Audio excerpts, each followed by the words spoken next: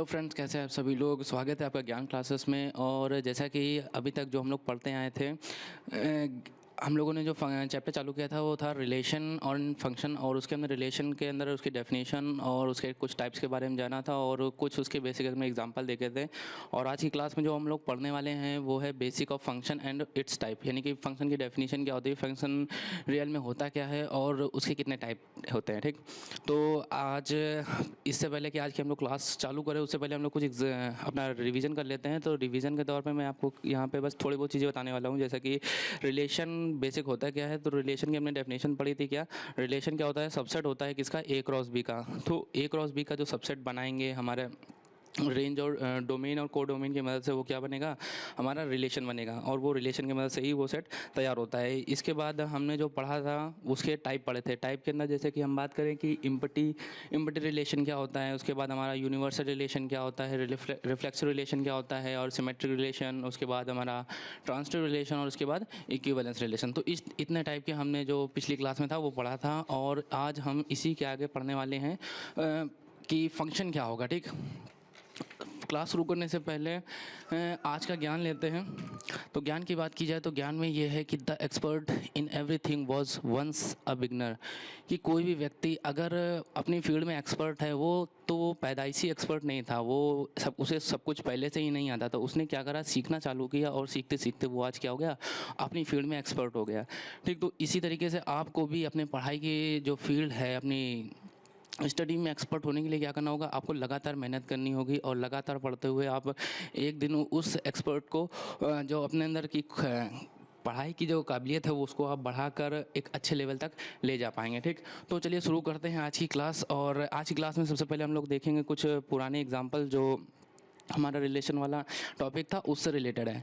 ठीक है, तो सबसे पहला जो क्वेश्चन है हमारे यहाँ पे, तो check the relation are defined in the set 1 2 3 4 5 6 as the relation A comma B such that B equal to A plus 1 is a reflexive symmetric और ट्रांजिटिव। तो यहाँ पे हमारा जो सेट दिया गया है वो है 1 2 3 4 5 6 का सेट है, जिसमें हमको रिलेशन चेक करना है कि जो ए कॉमा बी है, जहाँ पर B equal to A plus 1 है, क्या ये जो हमारा रिलेशन बनेगा वो रिफ्लेक्सिव होगा या सिमेट्रिक होगा या ट्रांजिटिव होगा।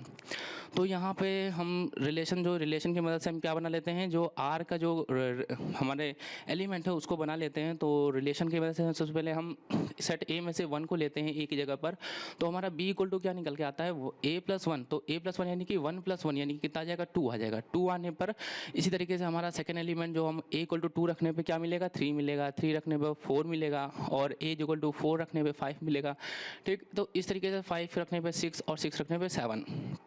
अब इसको सेट आर को तैयार करते हैं। तो सेट आर के अंदर हमारा कौन कौन से एलिमेंट आएंगे, 1 2 2 3 3 4 4 5 और 5 6 एंड 6 7। ठीक, तो इस तरीके से हमारा आर सेट जो था रिलेशन वाला तैयार हो गया है। अब हमको क्या चेक करने हैं, रिफ्लेक्सिव, सिमेट्रिक और ट्रांजिटिव। बेसिक तो आपको यही 3 जो रिलेशन है वो पेपर्स में इसी तरीके से पूछे जाते हैं। तो यहाँ सबसे पहले हम लोग चेक करेंगे रिफ्लेक्सिव रिलेशन। तो रिफ्लेक्सिव रिलेशन की यहाँ पे मैं आपको रिवीजन कराना चाहूँगा कि रिफ्लेक्सिव रिलेशन क्या होता है, कि जो ए है उसका ए से रिलेशन होना चाहिए हमारा रिलेशन के अंदर। ठीक है, तो यहाँ पे देखते हैं तो 1 तो पहला एलिमेंट है, क्या कहीं पर बी की जगह पे 1 आ रहा है। तो अगर ऐसा है यानी कि 1 1 हमको कहीं पे मिलता है तो वो कैसा रिलेशन होगा, वो एक हमारा रिफ्लेक्सिव रिलेशन होगा। लेकिन सेट आर के अंदर हमें ऐसा कोई रिलेशन मिल नहीं रहा है, तो इसलिए ये जो हमारा रिलेशन है रिफ्लेक्सिव तो नहीं है। ठीक, अगला चेक करते हैं सिमेट्रिक रिलेशन। सिमेट्रिक रिलेशन में हमने पढ़ा था कि अगर ए कॉमा बी रिलेशन के अंदर है तो बी कॉमा ए भी रिलेशन के अंदर होना चाहिए कहीं ना कहीं पर। लेकिन यहाँ पे अगर देखते हैं 1 2 तो है, लेकिन अगला जो हमारा 2 1 है वो कहीं हमको नहीं मिल रहा है इसके अंदर। ठीक, तो यहाँ पे सिमेट्रिक रिलेशन भी फॉलो नहीं हो रहा है।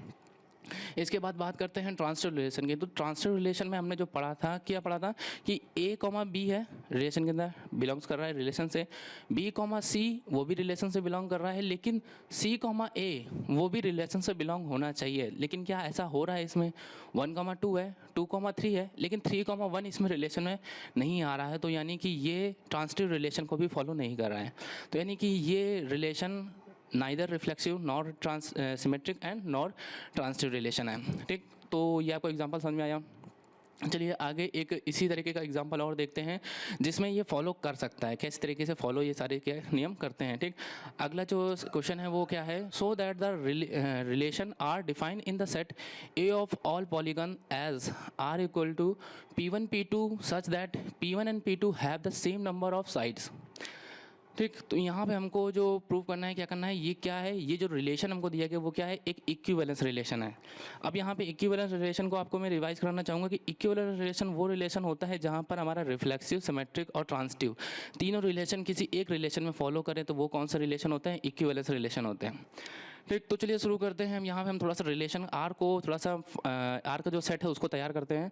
यहाँ पे P1 P2, ठीक है, P1 P2 क्या है, यहाँ पे क्या है, एक पॉलीगॉन है। पॉलीगॉन मतलब एक ऐसी शेप जो क्या हो, क्लोज हो, साइड से मिलके बना हो, क्या हो, क्लोज हो, उसमें सर्कल नहीं आता है। ठीक है, तो यहाँ पर एक 3 मिनिमम जो साइडें होती हैं किसी पॉलीगन के अंदर जो क्लोज बनाती हैं वो क्या बनती है, वो होता है 3 साइड्स कम से कम। ठीक, तो वो क्या बनता है, एक बेसिकली ट्रायंगल के शेप लेता है। ठीक, इसमें अगर देखते हैं कि यहाँ पे जो कहा गया है कि P1 P2 इस तरीके से रिलेटेड है कि P1 और P2 have same number of side, यानी कि P1 की वैल्यू 3 है तो P2 की वैल्यू भी क्या होगी, 3 होगी। ठीक, इसी तरीके से अगर हम P2 की वैल्यू यहाँ पे 3 लेते हैं तो P3 की जो वैल्यू होगी वो भी 3 आएगी। तो देखिए यहाँ से हमारा P1 P2 बराबर है। ठीक, P2 P3 से रिलेटेड है। अब देखिए यहाँ से P3 P1 से भी रिलेटेड होगा, क्यों होगा, क्योंकि P3 में भी 3 साइड्स हैं और हमारा P1 में भी 3 साइड है, और हमारा तो रिलेशन ही ये कहता है कि P1 P2 have the same number of side, तो हम P3 P1 भी लिख सकते हैं। तो यहाँ से देखिए P1 P2 P2 P3 और P3 P1, तो यानी कि ये ट्रांसिटिव रिलेशन को तो फॉलो कर गया, पहली चीज़। ठीक, अब इसके बाद हम लोग चेक कर लेते हैं कि रिफ्लेक्सिव रिलेशन फॉलो हो रहा है। रिफ्लेक्सिव रिलेशन में क्या होता है, हमारा होता है कि P1 P1 हमको मिलना चाहिए, यानी कि खुद में भी उसका रिलेशन होना चाहिए। यानी कि यहाँ पे क्या है, P1 देखिए 3 है तो हमारा P1 3 लिख सकते हैं, नहीं लिख सकते हैं, क्योंकि क्या है, इन दोनों की साइडें भी आपस में क्या है, बराबर हैं, क्योंकि 3 साइड का ये भी 3 साइड का ये भी, तो हम P1 P1 भी लिख सकते हैं। तो यानी कि रिफ्लेक्सिव रिलेशन भी हमको यहाँ पे मिल गया, यानी कि ये जो रिलेशन है वो रिफ्लेक्सिव रिलेशन को फॉलो कर रहा है। इसके बाद हमारा क्या आखिरी बचा, सिमेट्रिक रिलेशन। सिमेट्रिक रिलेशन में अभी मैंने आपको बताया था कि P1 P2 से रिलेटेड है, उसी तरीके से P2 P1 से भी रिलेटेड हो जाए। तो आपको यहाँ पे P2 P1 कहीं पर दिख रहा है, P2 ये रहा P2 P1, तो देखिए यहाँ पे 3 इसमें भी साइड है, 3 इसमें भी साइड है, तो ये भी हम लिख सकते हैं। तो यानी क्या है, P1 P2 यहाँ पर है और P2 P1 यहाँ पर है। तो देखिए यहाँ पे तीनों नियम फॉलो कर रहे हैं। ठीक, तीनों रिलेशन क्या कर रहे हैं, फॉलो हो रहे हैं, तीनों रिलेशन फॉलो हो रहे हैं, यानी कि क्या आ गया, जो ये हमारा रिलेशन है वो कैसा एक रिलेशन है, वो एक इक्विवेलेंस रिलेशन है। ठीक है, तो ये बेसिक 2 एग्जाम्पल हैं, और एक एग्जाम्पल अभी और है, उसको भी देख लेते हैं। वो थोड़ा सा अलग है, डिफरेंट है थोड़ा सा, इसलिए मैंने उसको लिया। यहाँ पर क्या है, क्वेश्चन थोड़ा सा बड़ा है। So that the relation are in the set A of a points in a plane given by, एक कोई सेट है जिसमें क्या है, बहुत सारे पॉइंट हैं, जहाँ पर रिलेशन जो दिया गया है P Q है, such that distance of a point P from the origin, ये कोई पॉइंट P है, यहाँ से ओरिजिन से distance same as the distance of the point Q, यहाँ पे कोई दूसरा पॉइंट है Q, उसकी क्या है, distance from the origin are same, वो क्या है, सेम डिस्टेंस पे है, यानी कि PO जो की डिस्टेंस है वो QR की डिस्टेंस के बराबर है, इज एन इक्विवेलेंस रिलेशन। और क्या जो रिलेशन हमको दिया गया है ये एक इक्विवेलेंस रिलेशन बनाएगा, ये हमको बताना है। Further so that the all points related to A point, जो सभी पॉइंट हैं ए के अंदर वो क्या है, P जहाँ पर नॉट इक्वल टू 0,0 है, यानी कि P 0,0 पर नहीं है, is the circle passing through the P, वो सभी पॉइंट जो P से होकर जाते हैं वो क्या बनाएंगे, एक सर्कल बनाएंगे, जो कि क्या होगा, ओरिजिन उसका कहाँ होगा, सेंटर पे होगा, ये हमको बताना है। तो चलिए शुरू करते हैं। यहाँ पे हमने ए ले लिया, सीधे सीधे क्या है, it's a set of a point in a plane, हमने ए को मान लिया है सेट है, बहुत सारे पॉइंट्स का क्या है, सेट है, जो कि एक प्लेन पर है। यहाँ पर जो P पॉइंट है वो पहले से ही क्या ए से बिलोंग कर रहा है, और Q जो पॉइंट है वो भी क्या है, ए से बिलोंग कर रहा है। अगर हम अकॉर्डिंग टू रिलेशन देखें तो हमारा OP बराबर OQ होना चाहिए हमेशा, ठीक, जो कि एक तरीके से हम मान सकते हैं कि रेडियस बन रही है सर्कल की अगर हम लोग क्या कर रहे हैं, सेंटर को ओरिजिन को सेंटर मान रहे हैं तो यहाँ पे आपने रिलेशन के अंदर आपने अगर आपने नोट्स बना के रखे हैं तो उसमें देखिए कि आपने लिखा था, हमने जो बोला था all P belongs to A, कि सभी P क्या है, A से बिलोंग कर रहे हैं, तो P P भी क्या होगा, R से बिलोंग करेगा वो कैसे, अब देखते हैं यहाँ पे क्या है, पीओ क्या है, पीओ का रिलेशन पीओ से हो सकता है कि नहीं हो सकता है। साफ साफ कहा गया है कि पी कॉमा क्यू तब लिखा जा सकता है क्या डिस्टेंस बराबर हो दोनों की।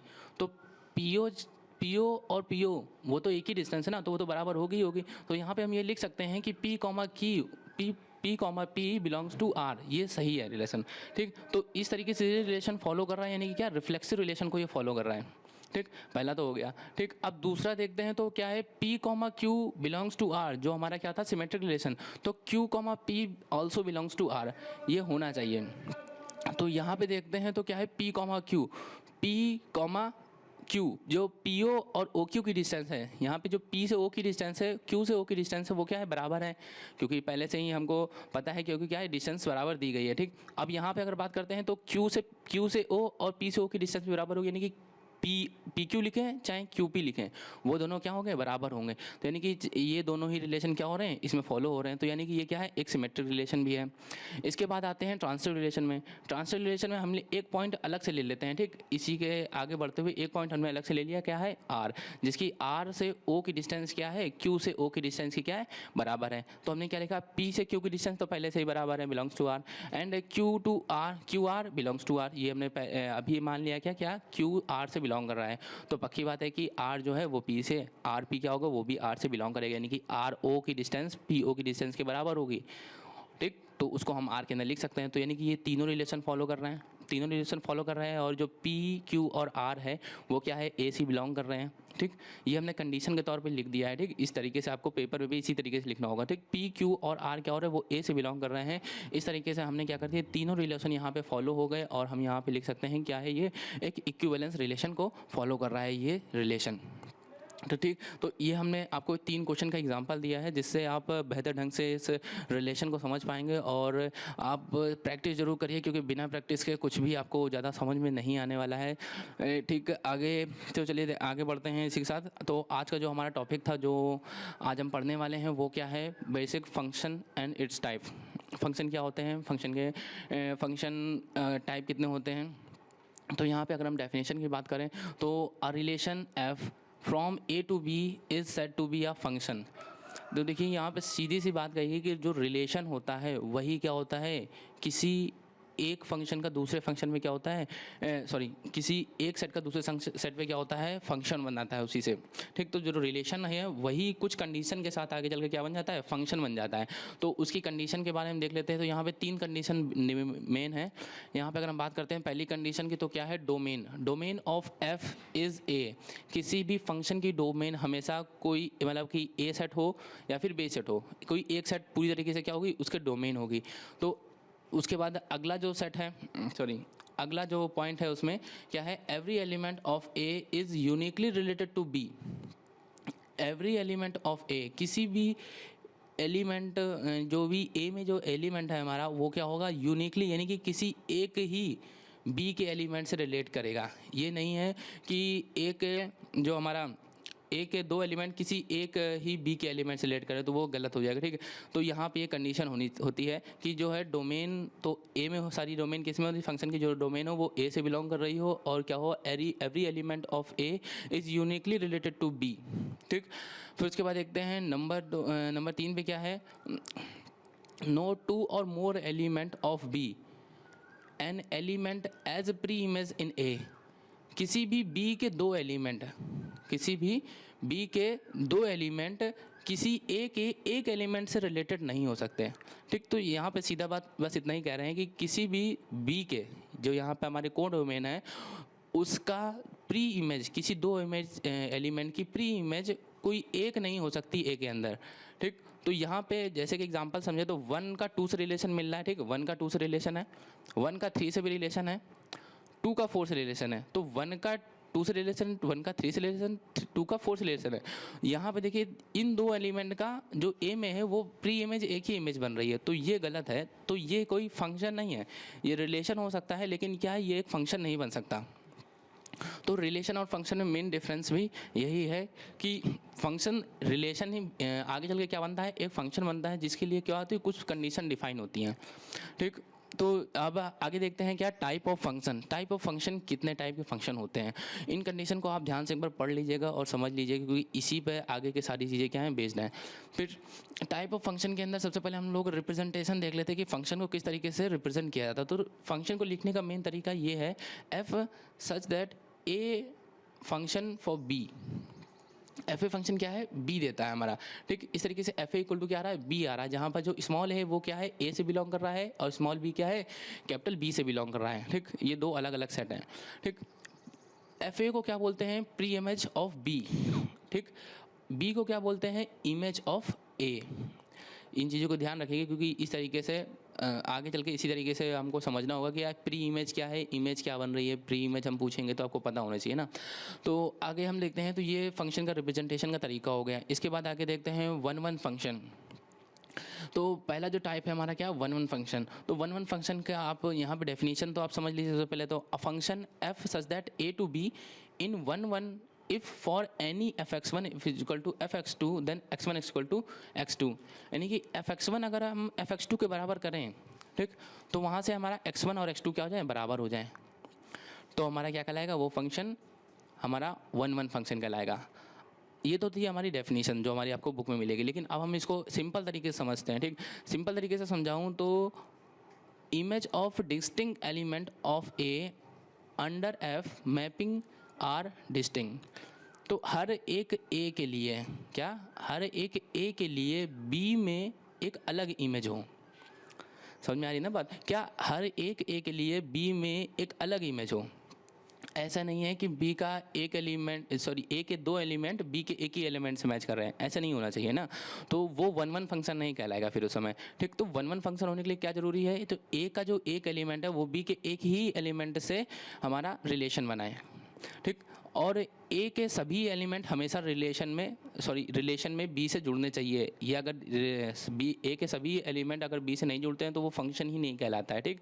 तो यहाँ पे ये चीज़ ध्यान रखनी है कि यहाँ पे वन वन फंक्शन होने के लिए क्या चाहिए कि ए की जो एलिमेंट है वो बी में एक ही इमेज को बनाए। तो ये इस तरीके के फंक्शन क्या कहलाते हैं, वन वन फंक्शन कहलाते हैं। इसके बाद अगला जो फंक्शन है हमारा क्या है, ऑन टू फंक्शन।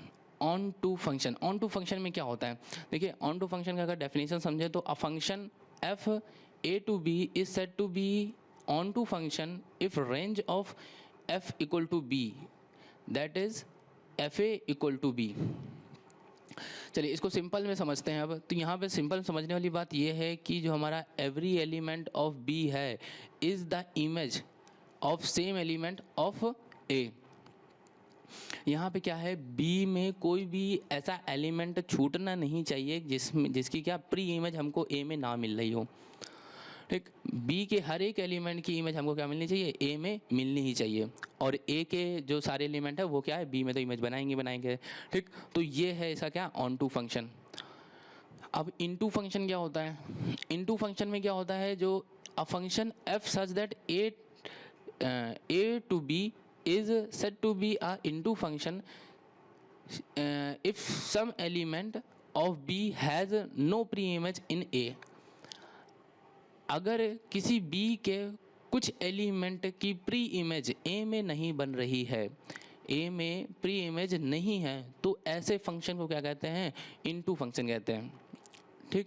सीधी सी बात है कि अगर बी में कोई एलिमेंट है कुछ जो छूट गए हैं, तो अगर ये पूरी तरीके से ए में नहीं मैच कर रहे हैं तो क्या बन रहा है, वो एक इनटू फंक्शन बन रहा है, ठीक। तो ये बेसिक हमारे तीन टाइप के यहाँ पे फंक्शन हैं। इसके आगे जो ये मैंने दो फंक्शन लिखे हैं वो इन्हीं को मिलाने पर बने हैं, ठीक। कैसे बने हैं वो भी देख लेते हैं। जैसे one one onto function, one one onto function इसको हम लोग बाइजेक्टिव फंक्शन और बाइजेक्टिव मैपिंग भी कहते हैं। और फंक्शन अगर one one onto function की बात करें तो वन वन का मतलब तो आपने समझाई कि हर एक ए के जो हमारा एलिमेंट है उसकी इमेज हमें बी में मिलनी चाहिए, सिंगल इमेज मिलनी चाहिए। ये नहीं कि ए की जो हमारा है वो दो से रिलेट कर रहा है, नहीं, ऐसा नहीं होना चाहिए। एक एलिमेंट ए का एक एलिमेंट बी से ही जुड़ेगा, केवल एक ही, दूसरा एलिमेंट दूसरे एलिमेंट से जुड़ेगा बी के, ठीक। तो वो रिलेशन क्या कहलाता है, वन वन कहलाता है। और ऑन टू होने के लिए क्या होने चाहिए, सभी बी के एलिमेंट की प्री इमेज हमें ए पे मिलनी चाहिए।